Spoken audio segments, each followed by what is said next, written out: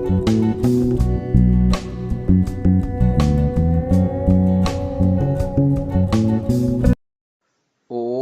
नमस्ते जी। 49वीं श्रव्य कणिका ऋग्वेद आदि भाष्य भूमिका, लेखक महर्षि दयानंद जी सरस्वती। स्वामी विद्यानंद जी इस पर विस्तृत भाष्य लिख रहे हैं भूमिका भास्कर नाम से।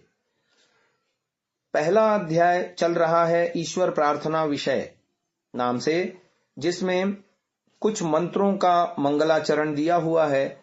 अब अगला मंत्र आ रहा है, ओम द्यौः शान्तिरन्तरिक्षं शान्तिः पृथिवी शान्तिरापः शान्तिरोषधयः शान्तिः वनस्पतयः शान्तिर्विश्वे देवाः शान्तिर्ब्रह्म शान्तिः सर्वं शान्तिः शान्तिरेव शान्तिः सामा शान्तिरेधि। इस मंत्र की संस्कृत भाषा में व्याख्या लिख रहे हैं ऋषिवर दयानंद। हे सर्वशक्तिमन परमेश्वर, त्वद्भक्त्या त्वत्कृपया च द्यौरन्तरिक्षं पृथिवी जलम् ओषधयो वनस्पतयो विश्वे देवाः सर्वे विद्वांसो ब्रह्म वेदः सर्वं जगच्चास्मदर्थं शान्तं निरुपद्रवं सुखकारकं सर्वदास्तु अनुकूलं भवतु नः, येन वयं वेदभाष्यं सुखेन विदधीमहि। हे भगवन्, एतया सर्वशान्त्या विद्या बुद्धि विज्ञान आरोग्य सर्वोत्तम सहायैर्भवान् मां सर्वथा वर्धयतु तथा सर्वं जगत् च। इस मंत्र की आर्य भाषा में व्याख्या लिख रहे हैं, हे सर्वशक्तिमन, आपकी भक्ति और कृपा से ही द्यौः, जो सूर्य आदि लोकों का प्रकाश और विज्ञान है, यह सब दिन हमको सुखदायक हो, तथा जो आकाश पृथ्वी जल औषधि वनस्पति वट आदि वृक्ष, जो संसार के सब विद्वान ब्रह्म जो वेद, ये सब पदार्थ और इनसे भिन्न भी जो जगत है, वे सब सुख देने वाले हमको सब काल में हों, कि सब पदार्थ सब दिन हमारे अनुकूल रहें, जिससे इस वेद भाष्य के काम को सुख पूर्वक हम लोग सिद्ध करें। हे भगवन, इस सब शांति से हमको विद्या बुद्धि विज्ञान आरोग्य और सब उत्तम सहाय को कृपा से दीजिए, तथा हम लोगों और सब जगत को उत्तम गुण और सुख के दान से बढ़ाइए। इससे अगला मंत्र ले रहे हैं महर्षि दयानंद जी, वो यजुर्वेद का है। ओम यतो यतः समीहसे ततो नो भयं कुरु शन्नः कुरु प्रजाभ्यो भयं नः पशुभ्यः। यजुर्वेद के 36वें अध्याय का 22वां मंत्र है ये। इसकी संस्कृत में व्याख्या लिख रहे हैं, हे परमेश्वर, यतो यतो देशात् त्वं समीहसे जगद रचन पालनार्थां चेष्टां करोषि ततस्ततो देशान्नोऽस्मान् भयं कुरु। यतः सर्वथा सर्वेभ्यो देशेभ्यो भयरहिता भवत्कृपया वयं भवेम। शन्नः कुरु तथा तत्रस्थाभ्यः प्रजाभ्यः पशुभ्यश्च नोऽस्मान् भयं कुरु। एवं सर्वेभ्यो देशेभ्यस्तत्रस्थाभ्यः प्रजाभ्यः पशुभ्यश्च नोऽस्मान् शं कुरु। धर्मार्थ काम मोक्षादि सुखयुक्तान् स्वानुग्रहेण सद्यः संपादय। इस मंत्र की व्याख्या आर्य भाषा में भी की है। हे परमेश्वर, आप जिस जिस देश से जगत के रचना और पालन के अर्थ चेष्टा करते हैं, उस देश से हमको भय से रहित कीजिए, अर्थात किसी देश से हमको किंचित भी भय न हो। वैसे ही सब दिशाओं में जो आपकी प्रजा और पशु हैं, उनसे भी हमको भय रहित करें, तथा हमसे उनको सुख हो और उनको भी हमसे भय न हो, तथा आपकी प्रजा में जो मनुष्य और पशु आदि हैं उन सब से जो धर्म, अर्थ, काम और मोक्ष पदार्थ हैं उनको आपके अनुग्रह से हम लोग शीघ्र प्राप्त हों, जिससे मनुष्य जन्म के धर्मादि जो फल हैं वे सुख से सिद्ध हों।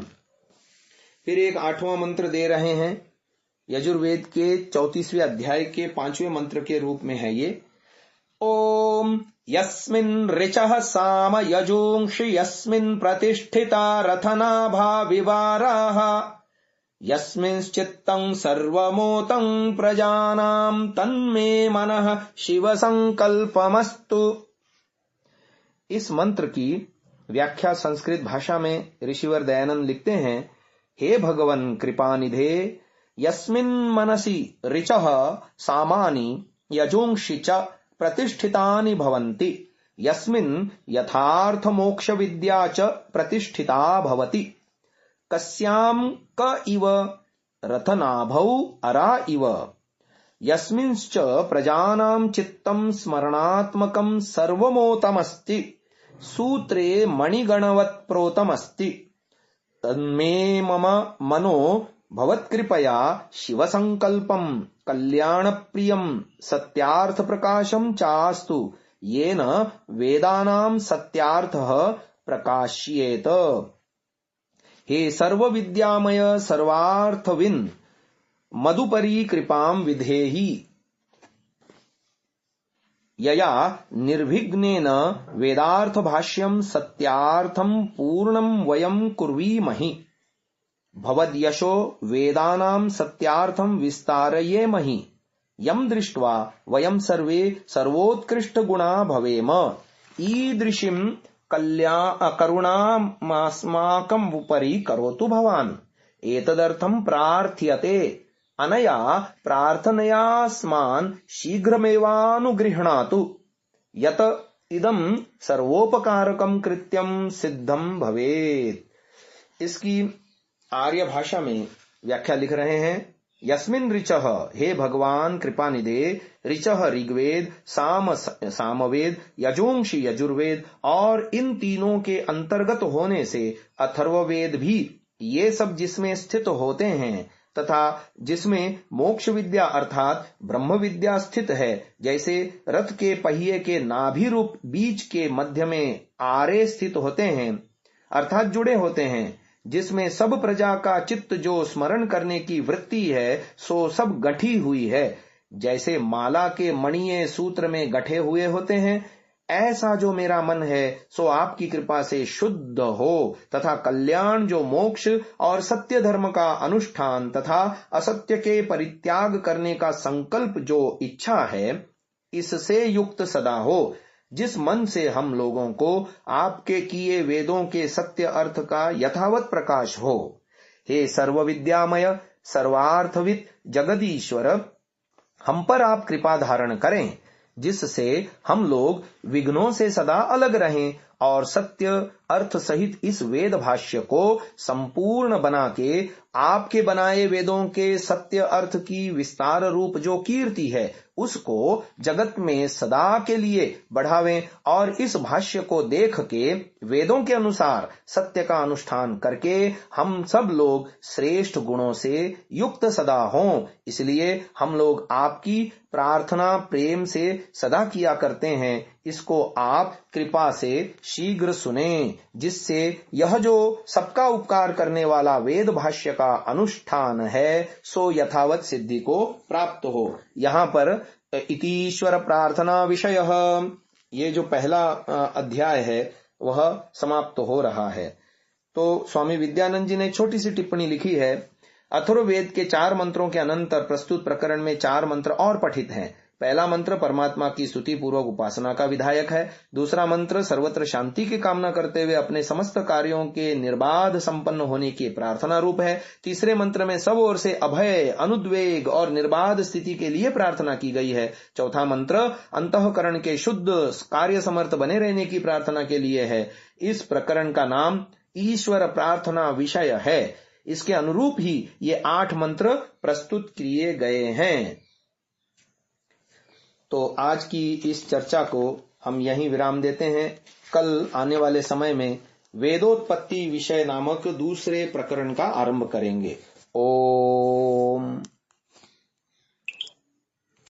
महानुभावों, इस सात्विक विचारधारा को जन जन तक पहुंचाने के लिए आपसे सहयोग की अपेक्षा है।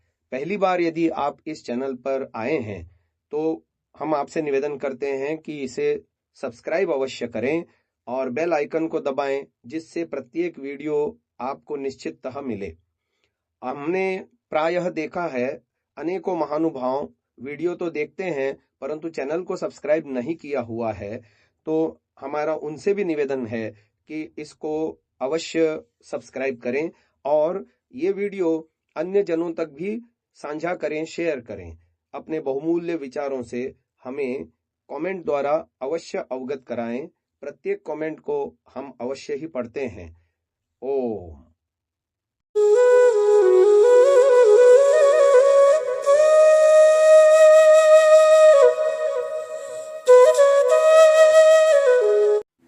Download Sansa app, Rvirdal app, visit sansa.org, rvirdal.in।